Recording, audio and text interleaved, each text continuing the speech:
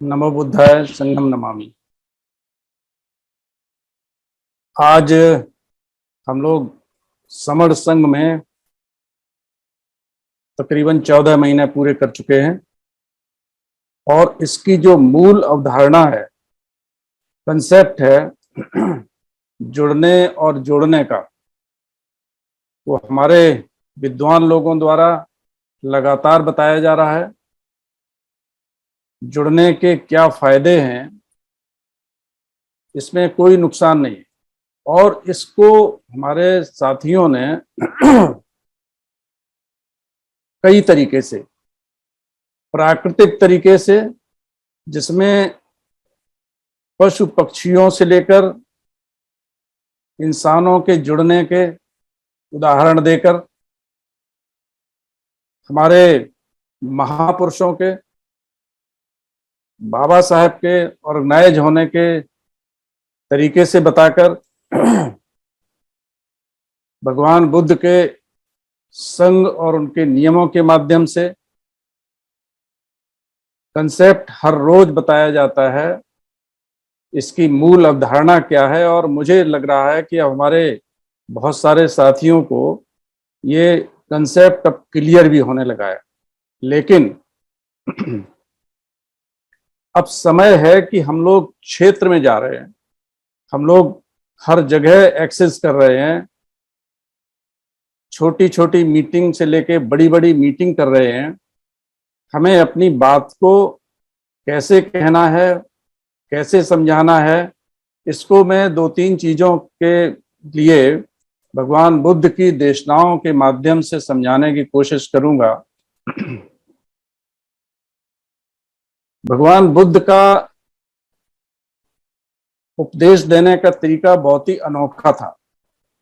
चूंकि वो अरहत थे, इसलिए आप जानते हैं कि ऐसे महापुरुषों के, ऐसे बोधि प्राप्त लोगों के चारों ओर ऑरा होता है और ये अपनी बात को किसी को शुरू करने के पहले ही उनके विरोधी भी उनकी बातों से बहुत कुछ प्रभावित हो जाते हैं इसके पहले ही।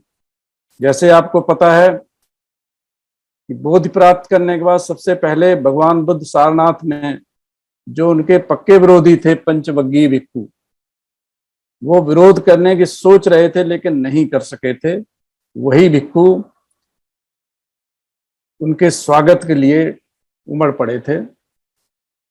तो उनका मैं बात करूंगा कि उनका क्या अनोखापन था। उनका पहला जो अनोखापन था उनकी बात करने का, वो था कथनी और करनी एक जैसी होगी तो बात करने का प्रभाव बहुत अच्छा होगा। और ये चूंकि तथागत थे, उनके कथनी करनी में कोई फर्क नहीं था। क्या कथनी है क्या करनी है, भगवान बुद्ध ने आम लोगों के लिए पंचशील दिए। भिक्षुओं के लिए और कठिन नियम थे, विनय जिनको कहते हैं। पंचशील तो सिर्फ आम लोगों के लिए हैं, उपासकों के लिए हैं, जिसमें 5 कार्य न करने की देशना है, न करने की। जैसे अहिंसा न करने की है, लेकिन इसका विपरीत या इसका पॉजिटिव पार्ट है दया करना। ये कठिन चीज है, करना है, वो भिक्षुओं के लिए है। और जो विनय है वो भिक्षुओं के लिए, उनके लिए बहुत कठिन है। और जैसा इसके पहले ही बताया गया, उनके बहुत सारे कड़े नियम हैं, 200-300 नियम हैं।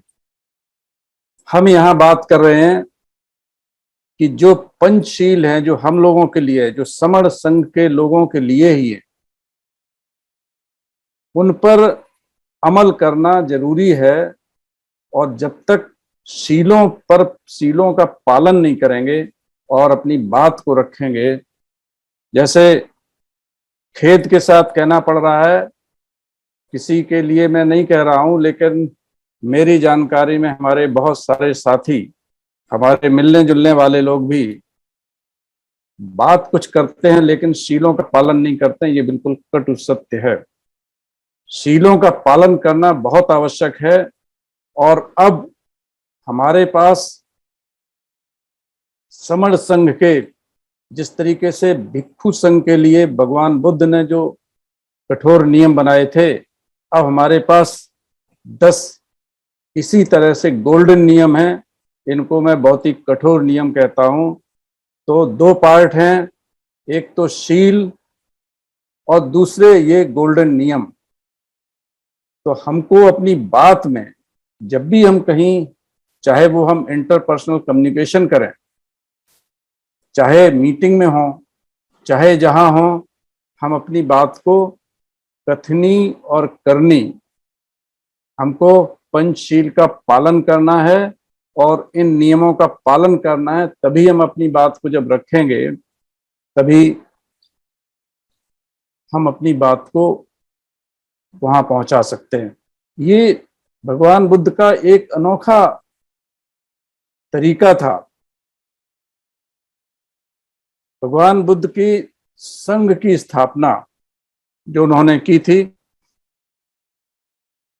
बोधि प्राप्त करने के बाद सबसे पहले सारनाथ में पंच भिक्षुओं को जो उन्होंने उपदेश दिया, अनित्यता, अनात्मवाद वगैरह का विषय में बताया, और वो धीरे धीरे करके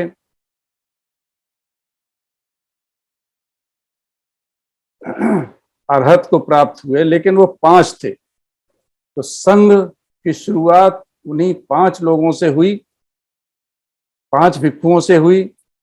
इसके बाद बनारस का एक व्यापारी यश नाम का था, वो आया, भगवान बुद्ध की शरण में गया। उसके 54 और साथी थे, वो भी भगवान बुद्ध की शरण में आए और उनके उपदेश को सुना, ज्ञान प्राप्त हुआ, वो सभी अरहत को प्राप्त हुए। तब भगवान बुद्ध के पास इस समय एक बहुत छोटा सा संघ था, 60 लोगों का, और काम बहुत था। ये चीज भगवान बुद्ध जानते थे। जैसा कल हम लोग कंसेप्ट में सुन रहे थे कि इतना सरल नहीं है। उनको पता है कि हमारे कितने विरोधी हैं, हमको कहां कहां समस्याओं का सामना करना पड़ेगा। संसाधन कम है, समय कम है। संसाधन में तो हमारे पास, ये जानते थे भगवान बुद्ध के 60 भिक्षु हैं, और सिर्फ कुछ महीने होते हैं, जैसे 4 महीने चातुर्मास के, वर्षावास के वो निकाल दें तो 8 महीने, उसमें भी भीषण सर्दी, तो समय भी कम था और उनके पास माध्यम बात करने का, लोगों तक पहुंचने का सिर्फ और सिर्फ एक माध्यम था, वो था इंटरपर्सनल कम्युनिकेशन, जो हम आज की भाषा में कहते हैं, मतलब आमने सामने बात करने का। तो भगवान बुद्ध ने उनको देशना देते हुए कहा था, चरत भिक्खवे चारकम, बहुजन हिताय बहुजन सुखाय लोकानुकंपाय, अत्थाय हिताय सुखाय देवो मनुष्यान, मां एकेन द्वे अथ अगमिथे। मतलब ये हुआ कि भिक्षु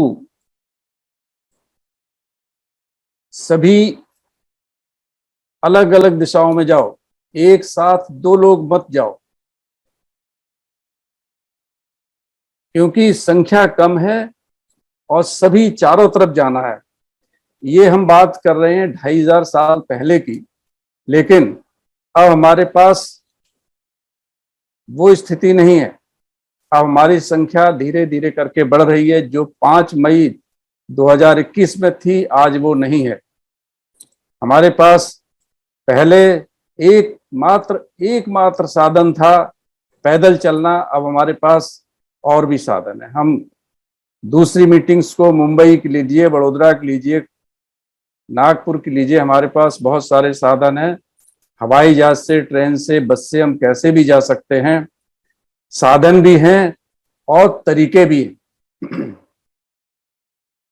तरीकों में जिसको मैं कहता हूं कि आमने सामने बैठ के बात करने सबसे प्रभावशाली जो तरीका है वो ये है कि आपस में बात करें, आपस में बात करें और कथनी करनी में भेद ना करके हम जैसे हैं इन शीलों का पालन करते हुए, गोल्डन नियम का पालन करते हुए, जिसके विषय में बताया जा रहा, अभी फिर बताया जाएगा। आप सभी लोग जानते भी होंगे कि हमारे गोल्डन नियम क्या हैं, उस पर हम चर्चा नहीं कर रहे हैं, लेकिन इनके साथ अगर हम आपस में बात करते हैं तो वो बहुत ही प्रभावशाली होता है और उनका हमें पालन करना चाहिए।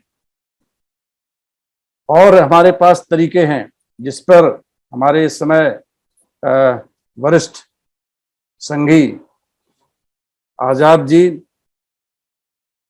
जो इस क्षेत्र में काम कर रहे हैं, हमारे पास आईपीसी इंटरपर्सनल कम्युनिकेशन जिसको कहते हैं, आपस में एक दूसरे से बात करना, छोटी मीटिंग बड़ी मीटिंग हर तरीके की।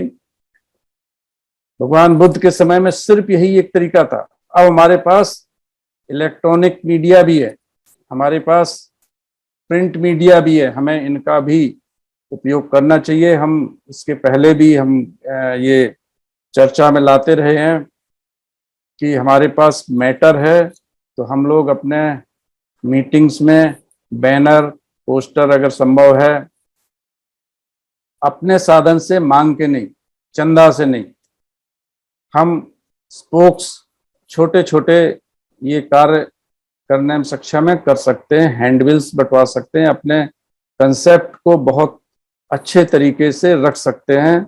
तो ये हमारा जो तौर तरीके हैं ये हमारे बहुत ही कारगर हैं, प्रभावशाली हैं, इस पर हम लोग काम भी कर रहे हैं। इस समय हमारे साथ जो नेटवर्किंग कमेटी है काम कर रही है और ये सब है। तो ये भगवान बुद्ध से लिया गया बहुत ही अचूक चीज है कि हम लोग चारों दिशाओं से मतलब है कि हर फील्ड में हम लोग जाएं, अपनी बात को कहें और इस तरीके से कहें कि प्रभावशाली हो। गलत तरीके से या हम करते कुछ और हैं कहते कुछ और हैं, वो प्रभावशाली उतना नहीं हो सकता है। इसलिए अपनी बात को बहुत ढंग से कहना चाहिए, क्योंकि कंसेप्ट सिर्फ वही है, जुड़ना है, जोड़ना है। क्यों जोड़ना है? हम हर तरीके से आपको आपस में हमारे जो नए साथी हैं उनको उनकी जानकारी के लिए बता दूं कि हम अपनी बात को हर तरीके से समझाने की कोशिश की है। जैसा मैंने बताया, पशु पक्षियों के द्वारा, महापुरुषों की वाणी के माध्यम के द्वारा, भगवान बुद्ध की देशनाओं के द्वारा ये सब बताते हैं। भगवान बुद्ध में एक चीज और थी जो हमारे संघ के लिए, कंसेप्ट के लिए बहुत महत्वपूर्ण है। वो था कि शब्दों से ज्यादा व्यवहार, कैसा व्यवहार होना चाहिए। शब्द कम निकले तब भी चलेगा, लेकिन व्यवहार में ऐसा होना चाहिए कि हम जैसे सब बात बोल दिया। आप सिनेमा में देखते हैं, कहीं देखते हैं, कुछ लोग बिना बोले ही अपनी बात को कह देते हैं। भगवान बुद्ध में, जैसा मैं कह चुका हूं, को अरहत प्राप्त थे, उनमें ये था कि उनके संपर्क में आने से उनके बगैर बताए हुए वो जानते थे कि इसकी मानसिक दशा क्या है, हम इससे पहले क्या बात करें। उसको रोजमर्रा की चीजों की बात करते थे। उसकी जब मनोदशा ऐसी हो जाती थी कि वो बात को समझने लायक हो जाता था तो फिर और ऊंची बातें करते थे भगवान बुद्ध। मैं कह रहा हूं यहां पर कि हमारे शब्दों में और व्यवहार में, जैसे मैं फिर से ये बताना चाह रहा हूं कि व्यवहार में हमारे बहुत सारे लोग, फिर से मैं किसी का नाम नहीं ले रहा हूं, कहने को विपश्यना कर चुके हैं, कई बार विपश्यना कर चुके हैं, सैकड़ों बार हमसे कहा है, हमारे बीच में कहा है, लेकिन जब बॉडी लैंग्वेज है उनकी उस व्यवहार से कोसों दूर है। आप कुछ भी बोलिए, आपकी बॉडी लैंग्वेज क्या कह रही है समझ में नहीं आएगा। आप अगर किसी ड्रग्स के, किसी नशीली चीज के प्रभाव में हैं तो आप कुछ भी बोलिए, लोग जानेंगे कि ये क्या बोल रहे हैं। बॉडी लैंग्वेज और शब्दों में बहुत ज्यादा फर्क नहीं होना चाहिए। आपकी जो वाणी है, आप जो बोल रहे हैं, उसके साथ आपके व्यवहार में समानता होनी चाहिए। ये दो तीन चीजें भगवान बुद्ध के उससे मैंने माध्यम से आपको बताने की कोशिश की। पहला तो हमको अपनी बात को चारों तरफ हर माध्यम से हर एक को, विशेषकर गांव में एक्सेस करें, गांव में पहुंचें, शहरों में पहुंचें, अपने साथ के लोगों के बीच में और हर तरीके से जाएं, अपनी बात को कहें। इकट्ठा होने के लिए क्यों इकट्ठा होना है, इस पर बहुत विस्तृत बात होती रहती है, अभी और भी होगी। हम दूसरी चीज है कि कथनी और करनी में भेद न करें। हम शीलों का पालन करते हुए अपने गोल्डन नियम, जो कि कठोर भिक्षुओं की तरह हैं, शील 5 ही हैं, उनका पालन करते हुए अपनी बात को कहें। तीसरी चीज हमने जो कही कि शब्दों में और व्यवहार में असमानता ना हो, समानता हो। हमारी बॉडी लैंग्वेज क्या कह रही है और हमारे शब्द क्या कह रहे हैं, इनमें भेद ना हो। ऐसी बातों से हम अपनी बात को, संघ को बहुत बढ़ा सकते हैं, और बढ़ रहा है, संघ बहुत बढ़ रहा है। संघ में बहुत सारी छोटी मोटी चीजें आती रहती हैं और वो संघ अपनी जगह है और वो अपनी जगह रहेगा, वो उसमें कोई कमी नहीं आएगी। मैं इन्हीं चीजों के साथ अपनी बात को खत्म करता हूं कि हमारे इन विचारों को, हमारी बात को जो हम सुनते हैं, जो हम प्रैक्टिस में लाते हैं, उनको इन्हीं देशनाओं के साथ हम अपने सभी साथियों के बीच में प्रवाहित करें। बहुत बहुत धन्यवाद सभी को। नमो बुद्धाय।